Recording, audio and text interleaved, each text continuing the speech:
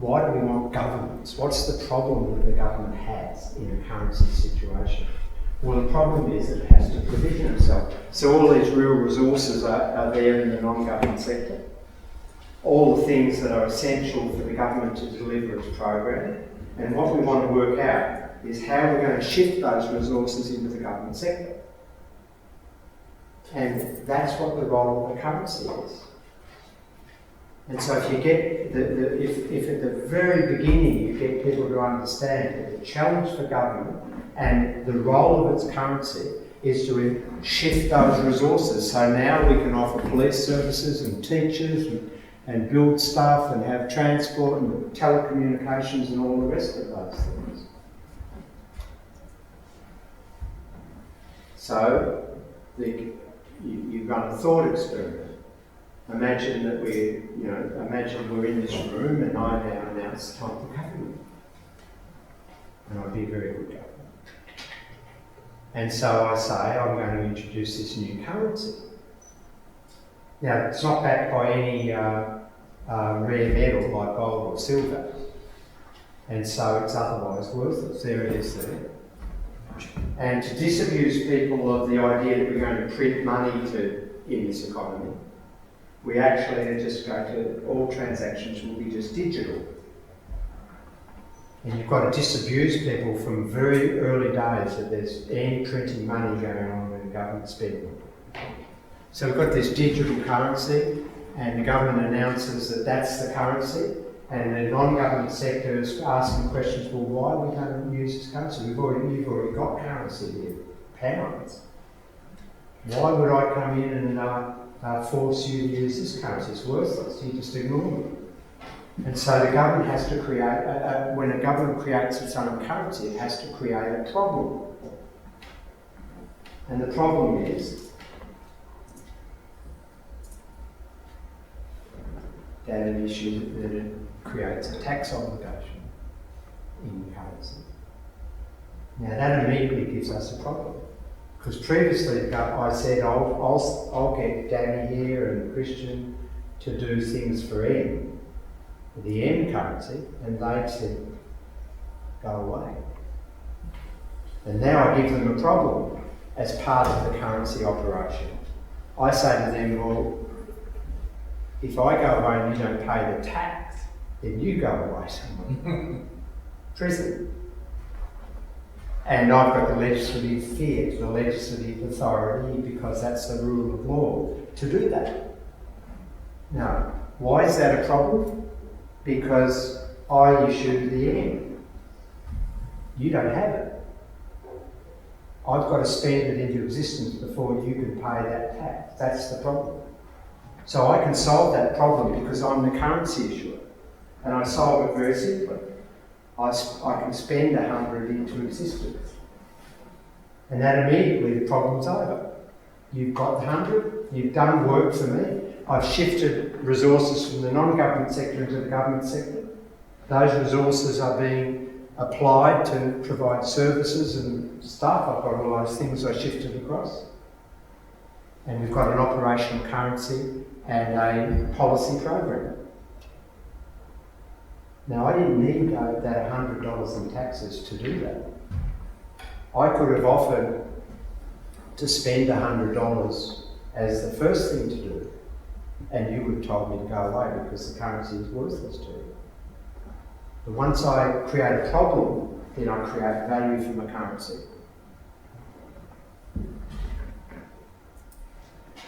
Simplified national accounts here. We've got government down this side. Above this line are all flows. The flows are spending over a period of time. A stock is a value at a point in time, measured at a point in time. So spending is what we call a flow of spending. A bank deposit, like a bank account, is a stock. You measure it at a point in time. So here we go. The government announces that it will hire people for 100, and I'll just say dollars and cents, but we'll call it dollars because I'm getting tired.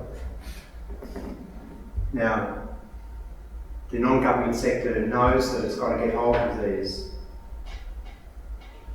this currency, and so it offers work to the public sector, to the government sector, in return for the $100 in employment.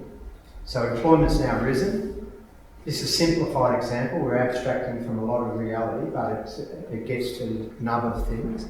So we've now got employment rising. People are working in the public sector that had productive resources in the non-government, owned by the non-government sector. Now the question then is that the $100 of income allows the non-government sector to pay their $100 in tax obligation. Now this is a really important point, because now you can see the causality. Because the mainstream idea in the taxpayers funding government spending and all of that argument has that arrow going has these arrows going in a different direction. So this is the MMT causality. The $100 of government spending spends it into the currency into existence, produces income in the non-government sector and employment, and that income then provides the wherewithal for the non-government sector to pay its taxes. And then those taxes flow back to the government. So the causality runs spending, income, capacity to pay taxes, taxes paid, not the other way around. So you know, I call this fiscal injection. If I was not concerned with language, I'd call that the budget balance. But I'm very concerned with language, so that's a fiscal injection, which is delivers different concepts. So in this case, they've spent 100, the government spent 100 and got back 100. There's nothing of that injection of 100 left in the non-government sector, so it's zero. And in conventional language, we'd say the budget is balanced. And look at the non-government sector. They got $100 of income, paid it all back in taxes, and so they have no overall saving in the currency of issue. So it's a dollar for dollar thing, pound for pound thing in this case.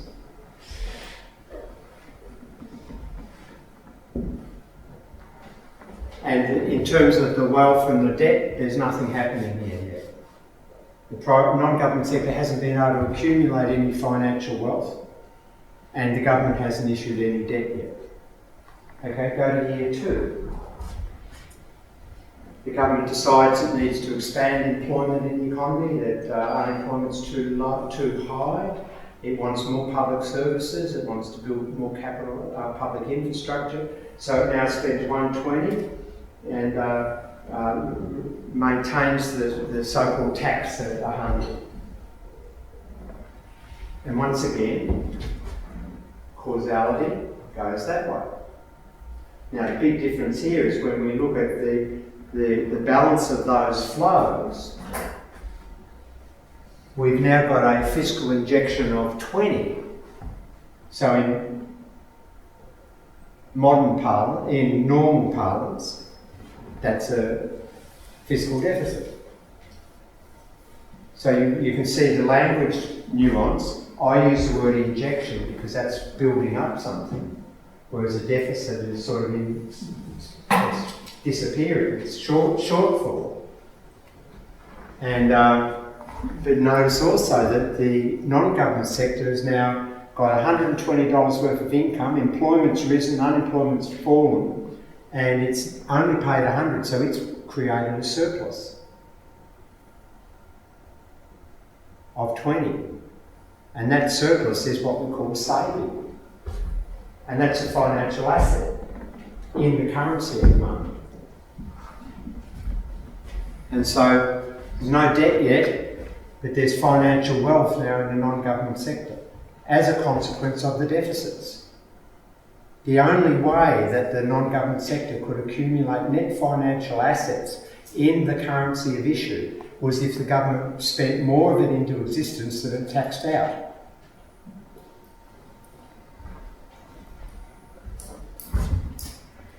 Here's year 3. And so the government sustained its deficit, 120, 100 in tax. And so in that particular year, the injection's been an additional 20, and the non-government sector has been able to save an additional 20. And so their portfolio's gone up to 40 now of wealth. 20 from saving last period, and 20 this year. Now in this year we have the government saying, oh well, we'll encourage thrift, so we'll create an interest earning asset. Because up until now, before that, this was just going to be held as cash, this 40, non-interest bearing wealth. So the government says to the non-government sector, we'll offer you a bond that will deliver a 10% return, which is totally unrealistic in this day and age where there's negative yields, but forget it. And you can shuffle your wealth portfolio between cash and bonds. And most people, unless we maintain some cash for day-to-day risk management, like your car breaking down, or something that goes wrong in your house, your hot water service freaks out or something. And then we'll park the rest of our wealth in less liquid forms. That's the way we behave. In this case, I'm just assuming that everyone converts their cash balances of 40 into a bond, they buy bonds. Now we can answer the question from the back. So we've sold bonds, the government's issued $40 worth of bonds.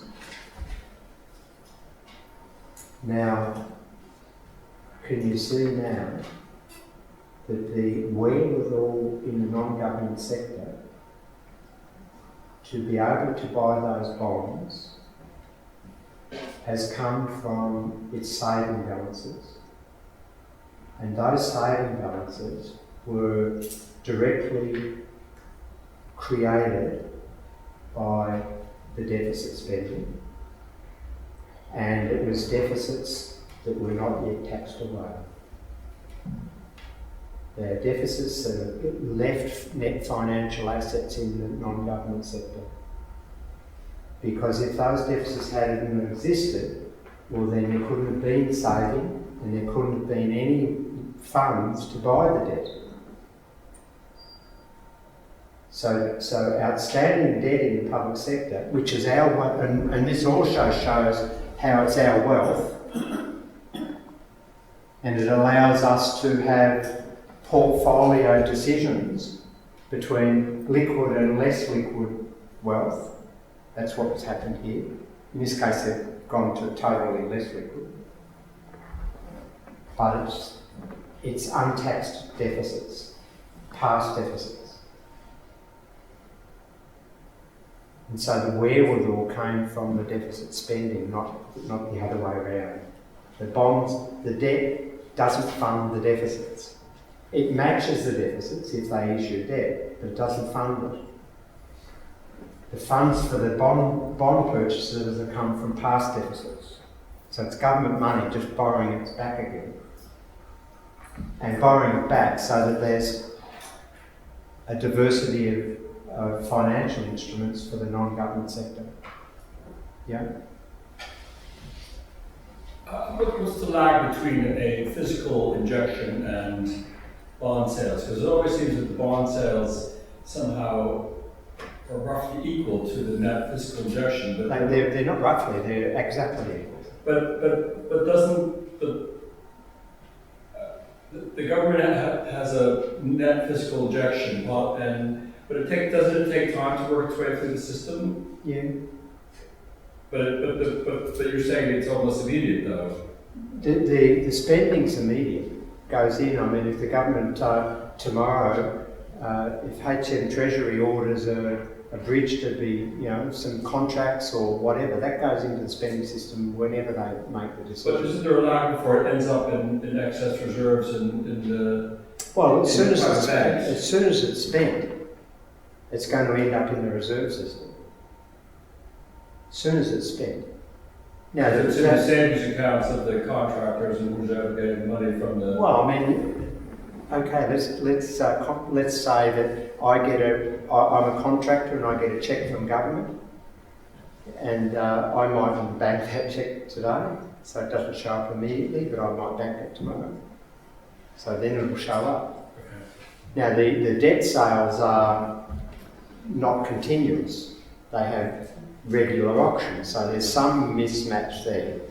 But remember, I'm talking here intrinsic capacities of the system, because overlaying in the real world are all these accounting smoke screens, voluntary constraints and accounting arrangements, which require governments to have certain amounts of money in a certain account, certain numbers in a certain account, which they spend out on.